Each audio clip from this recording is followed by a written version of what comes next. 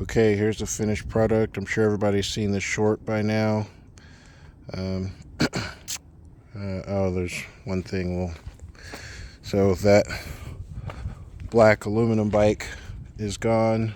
Now she's on a carbon fiber bike, and we'll get into why we had to switch and some important things you may want to take into consideration when making your selection, since all these bikes are on sale right now.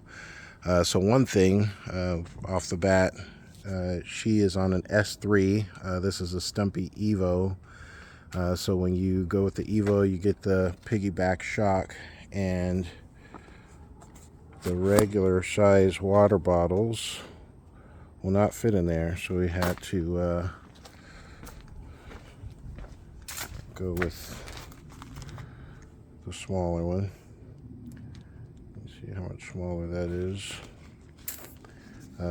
Which luckily the Stumpy, well, all the carbon bikes, whether it's an Evo or a regular Stumpjumper, have the extra water bladder in there, but this will fit in there just barely, so she can ride with a water bottle. But the reason that we had to upgrade from aluminum to carbon was so you saw my bike. I went with the 38 front fork. Well, this is where that 36 front fork went. Obviously we changed the decals to match her bike. There was gray decals on there from Specialized, but this fork would not, it would fit on the frame, but the hub that was fitted to the rims on the Specialized Stumpjumper alloy base is specifically designed for the RockShox fork that goes on there, and we would have had to relace the rim on the front as well as relacing the rim on the back because of this cassette. So if you're looking at the base Stumpjumper, you're limiting what you can do upgrade wise without doing a lot more work than you may want to in the first place.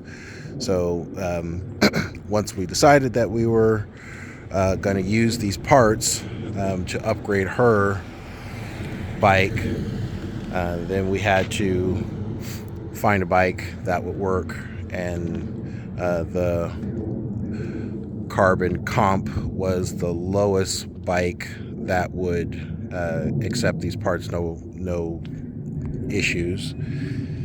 Hold on one second. All right, had to keep the garage from closing. So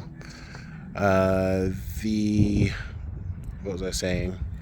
The alloy base wouldn't take the fork or the rear cassette, and once we realized that what we would have to do price-wise to make it work for the money, it just made more sense to upgrade the whole entire bike and end up with GX instead of NX or whatever the other lower grade is below NX, SX, I think.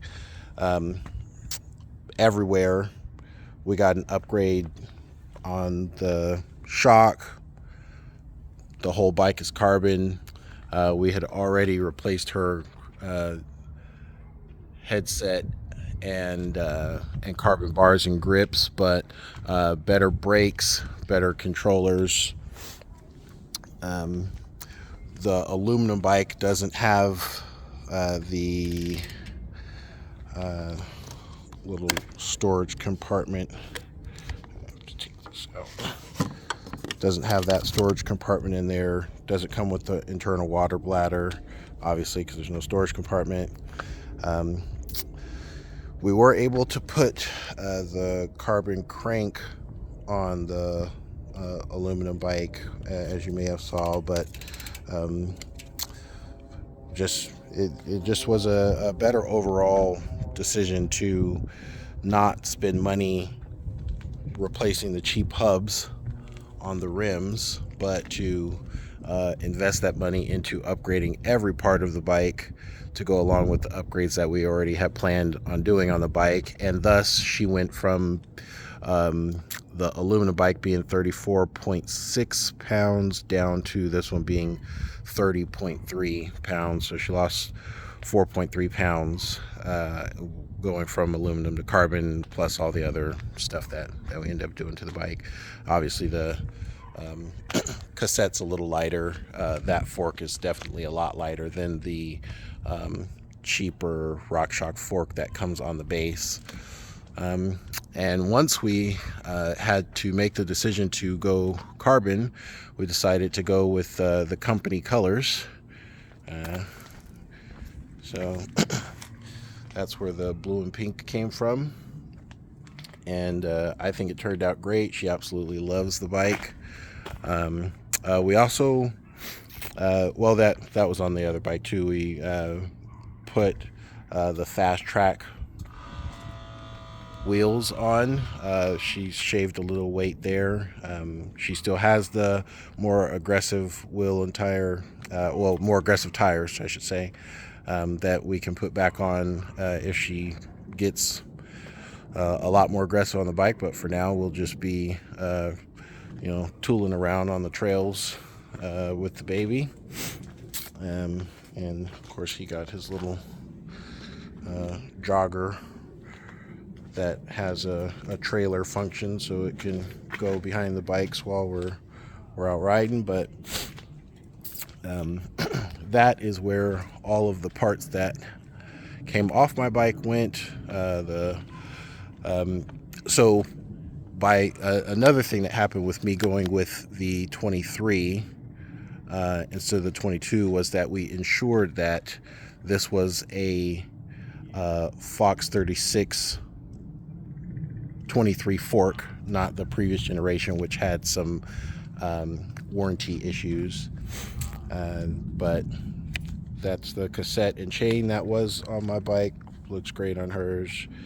We end up matching the oil slick pedals on both bikes. And then we went with the carbon bars and headset. Just personal preference. It was a little weight savings, but the bars that were on the aluminum bike were 800 mil. These are 780. We can cut them down even further if we want it, but the 800s were a little too big for her. So once we decided we wanted them smaller, also getting lighter carbon bars and the better hand and arm fatigue just made more sense.